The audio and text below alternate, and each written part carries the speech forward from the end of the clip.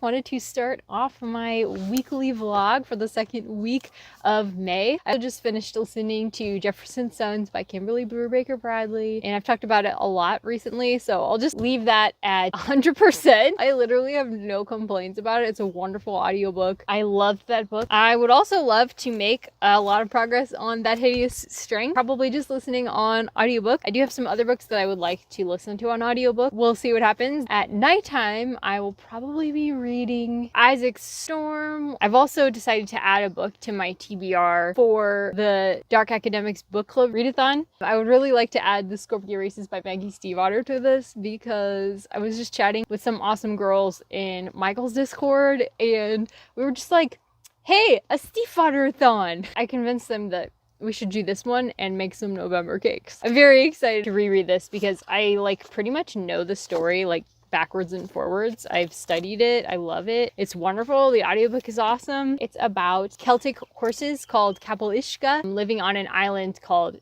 Thisbe, which is kind of like a Scottish island. People of this island capture the horses and then race them in horse races, and that's kind of like the economy of the island. The island itself is a character. It's a very strong setting. And there's a lot of food writing that's wonderful. There's a lot of great characters in there. And there's an American who's just, George Hawley is such a great character. And hearing the narrator move from the Scottish accents to the American accent is just one of the joys of the book. There's a whole bunch of joys of the book though. It's very Celtic mythology-ish. So I'm very excited to read this with Casey is one of them. Casey from Larson and booKCase, who has just become a very good friend here on BookTube. I love Casey. We've been watching a lot of anime together along with Rich, another friend that we met during Stormalong. The other person reading it is Kate as well, who is also in Michael's Discord. I don't know if she has a channel. Oh, today we had the first Divine Comedy live stream with Jennifer Brooks and Tom Ellie Books, and it was so good. I didn't actually get a chance to read Inferno this time, to reread it. This is so pretty. This is a rose my mom gave me and I love it. Oh, my finger stuck out. Anyways, Jennifer did a fantastic job organizing it. It was a really fascinating, interesting conversation and I loved it. The live show for this is tomorrow for the first book and I don't want to get confused. I'm really looking forward to that. I'm looking forward to starting the next section. I've also definitely made some progress with my Russian in the last couple days and it feels so good to get back into it. I've done some Duolingo. I've written down a whole bunch of new words in my blank flags in here. I have a few more here in Dead Souls, but I'm sure my accent is really awful. Please excuse my accent. I'm just sounding out my words here. Energia. Energy. Kilowatt. Kilogram. Electronica. Experiment. I think that's pretty much all the updates I've got for you.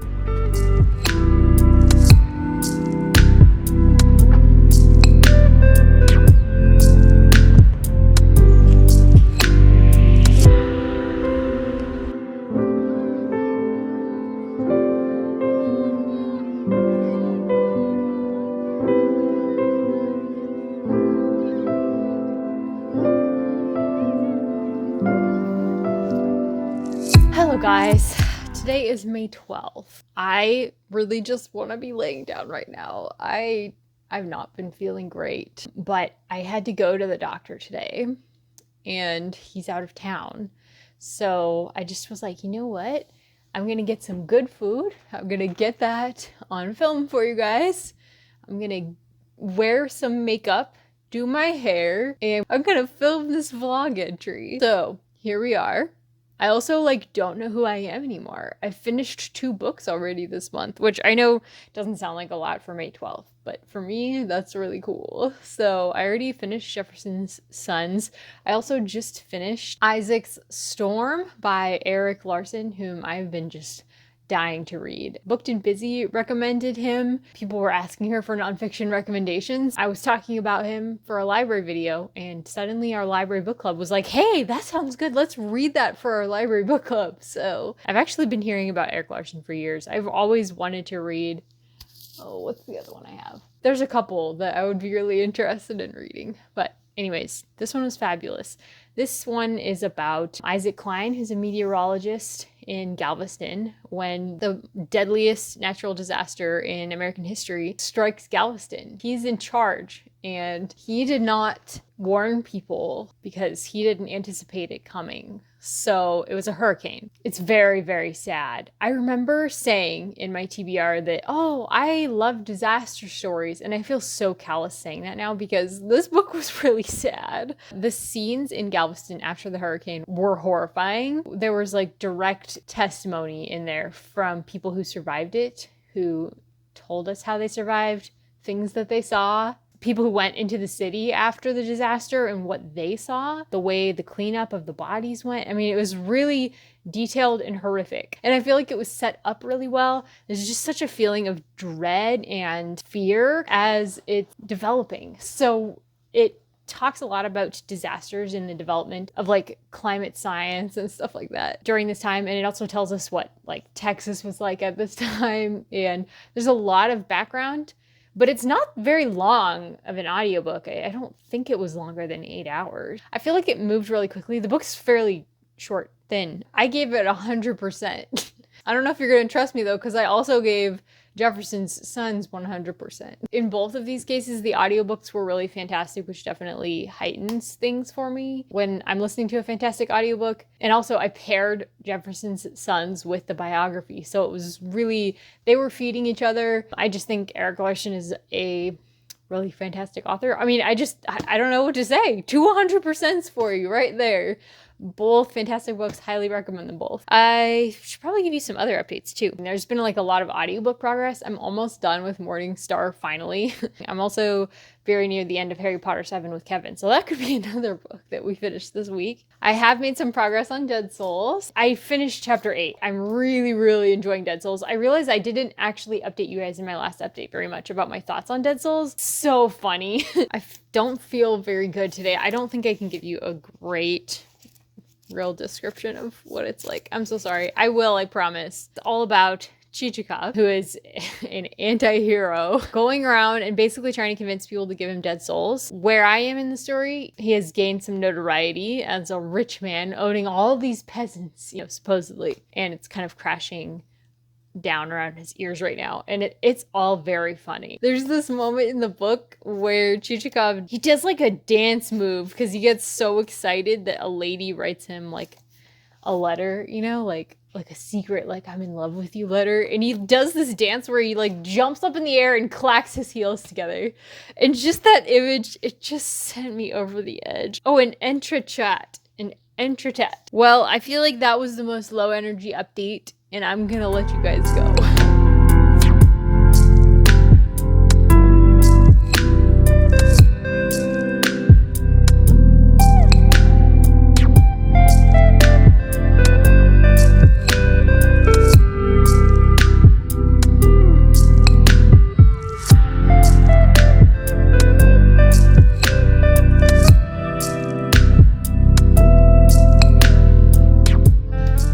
Guys, it is time to end this XXL grilled stuffed weekly vlog. You may have noticed that my last week's vlog, it was a little lacking in substance. There was lots of pretty animals, but I didn't really talk about what I had read that much other than like, I read it. That's because I lost some footage. So thankfully, Mason saved the day. Thank you, Una and Mason, for saving that vlog. And also, I would like to thank the donkey. I just thought I would make up for it with a rather long entry tonight. Just set me down, go do your dishes. I'll tell you everything you need to know. So we spent a while in the bookstore, and I got a book. I gotta show you my pretty new book, but first of all, let's get some other stuff out of the way. And I'm gonna torture you and make you wait to see my pretty new book. And I also got some book mail from Noah, from everyone who reads It Must Converse. I know what's in it, but I don't know what it looks like, so I'm really excited. And then I have like the normal stuff that I like to tell you about. So let's just jump into it. I'm about 6 hours through that Hideous Strength audiobook. To be honest, I am a little bored. It's not at all what I expected. It's like all on Earth so far. I'm disappointed. I'm hoping it'll pick up, and by pick up, I mean you go to another planet. That's really what I want. It's fine. I always expect more fairy tale elements, especially from a book that starts out this is an adult fairy tale. He warned us that it wouldn't start out with the fairy tale elements, so I knew that going in. But I'm like halfway through the book. It's like I'm almost 7 hours out of 14 hours into the book. So we start out the book with a man and a woman, husband and wife, and they're not getting along. And we kind of see that the husband is working for this new crowd of sort of political people in England, and you don't really know what they stand for at this point, but we know that it's a little bit sketchy, a little scary. The wife just never sees him and is like, why did I marry this guy? Like, why did he want to marry me if he was just gonna leave me? Didn't he want to spend time with me? I just realized I haven't been holding it up for you this entire time. I'm talking about this book. And it's pretty much about how the political thing that the husband is doing turns out to be a bad idea.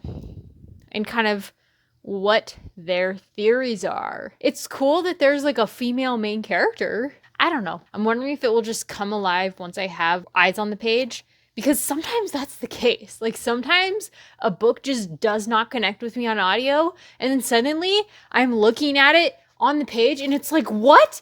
Is this the same book that I'm reading that I was listening to? And other times I'm listening to a book and it's like, and then I pick it up physically and it's like, what is this trash? Because the audiobook narrator was like so good, you know? I've read books like that too. Audiobooks are their own art form. Sometimes an audiobook is better or worse than the book. Sometimes a book doesn't translate well. Sometimes a book translates better than the original. Let's talk about Dead Souls and my book taco.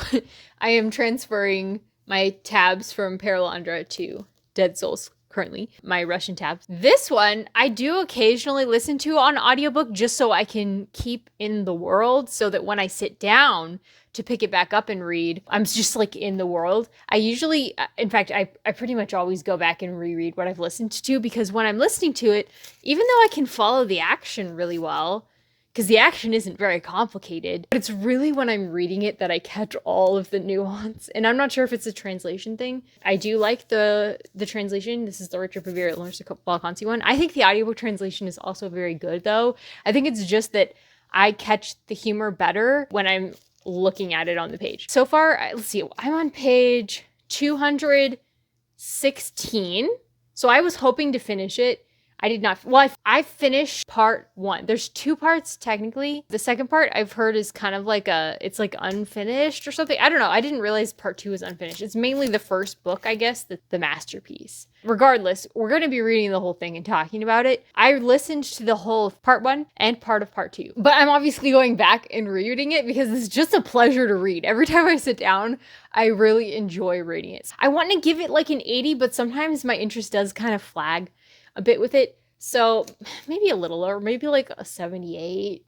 But honestly, it's highly enjoyable. It's very, very funny, and I'm enjoying it. So we're following the character of Chichikov, who is kind of an anti-hero. He's not really a hero. He is essentially trying to go around the countryside of Russia and get everybody to allow him to buy the names of their dead serfs who have died in like a recent amount of time. I'm not sure of all the monetary details, but essentially having dead souls, it benefits him because the government thinks he has all of these serfs. So he goes around collecting the dead souls of anybody that he can trick out of them. And there's some people that are harder to trick than others.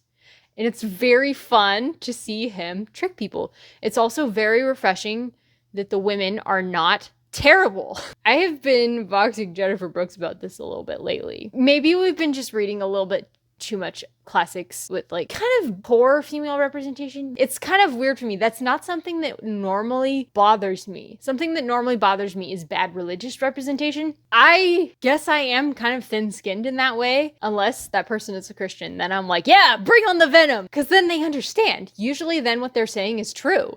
Whereas a lot of times, if somebody is coming at the faith from like outside the faith, what they're saying is just like such a straw man, mischaracterization, misunderstanding, like what I was talking about with Slaughterhouse 5.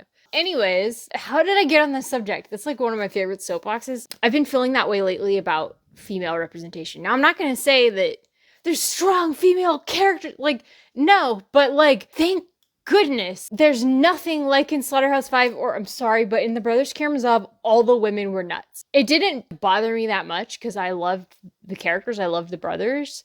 That was fine.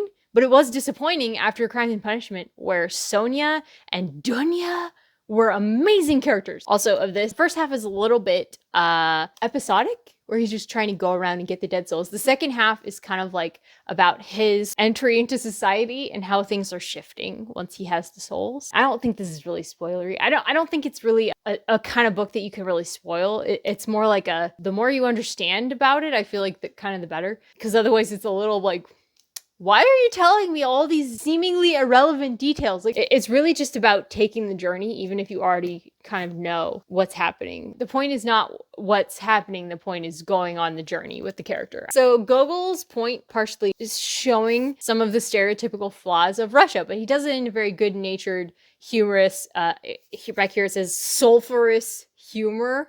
I think it's a good way to put it. It's just funny. You have to make time for it and be ready to sit down with it and not have it just grabbing your attention. You have to actually make time for it. It's not gonna make you make time for it. If you're willing to just make the time to enjoy it, you will enjoy it. But yeah, it's not gonna be like a rocket ride, you know? I cannot wait for a live show. Also, I'm listening to a great courses on Russian literature right now by Professor Erwin Whale from Northwestern University, because I want to understand kind of how Gogol fits into 19th century Russian literature, and I'm really enjoying that. That's what I've been listening to for a couple days. That's why I haven't finished Morningstar. I'm actually happy with that choice. I'm really enjoying it. So, okay, finally, I'm gonna do what you've been waiting for this whole time. The book that I bought at the bookstore was Fireboard by Rosaria Munda. I already started reading it, but I stopped myself because I'm gonna be reading this with Leslie. All I want to do is honestly drop everything and read this. It's so good already. I can already tell I'm gonna love it. It was so refreshing just to start it. I need it. The prologue is just, it's already talking about the morality and themes of revolution. It's gripping, it's thematic, it's got dragons. What else do I want? Nothing. Except for maybe characters, but I think it'll have that too. Yeah, I have to wait though. I have to wait. Book mail from Noah! Yeah, let's do it. Here it is. Here we go. By the way, thank you, Noah. Yes. Wise Blood by Flannery O'Connor. This is the most intense book I've ever read. Ever read.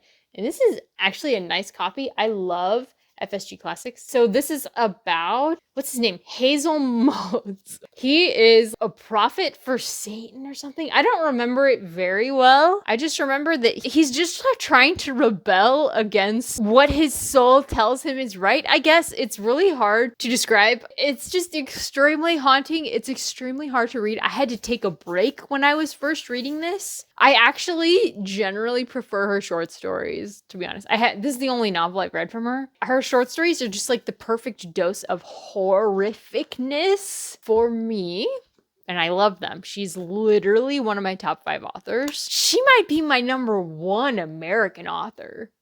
I even own a Flannery sweatshirt, you guys. She's just fantastic. So thank you, Noah. And now we have this. The Habit of Being, the letters of Flannery O'Connor. I need to read this. Flannery O January. It's happening. Is there anything else to say? Except, yes. And you probably found this for a decent price. You personal shopper, you. So if Noah ever wants to start his personal book shopper agency, I will be his first advertiser always, because he does a great job. That was exciting. I hope that was exciting for you as it was for me. Like, June is seriously looking like it's going to be the best month I've had in like 5 years. That is not an exaggeration. We're going for our first vacation in 5 years. And then a friend is coming to see me like 2 days after we get back from vacation. I mean, like, do things get any better than this? I don't think that they do. If you guys didn't know, All of the ad revenue from this channel goes to the wonderful charity Families Together. Please check them out, linked down below. They are a charity that supports foster families and just helps build a neighborhood around them. It builds neighbors around them to help them with chores and people that they can trust to call on. It's just so that foster families do not feel alone, and it helps everybody just get used to the idea of fostering children. And I think it's a fantastic idea. And thank you so much to everybody who watches the ads, who watches this channel, who supports this channel in any way. You are helping us out, especially if you watch the ads. Even if you only watch the short ads and don't skip like the 15-second ads, that helps. Thank you guys. You're awesome. Love you. Talk to you soon. Bye.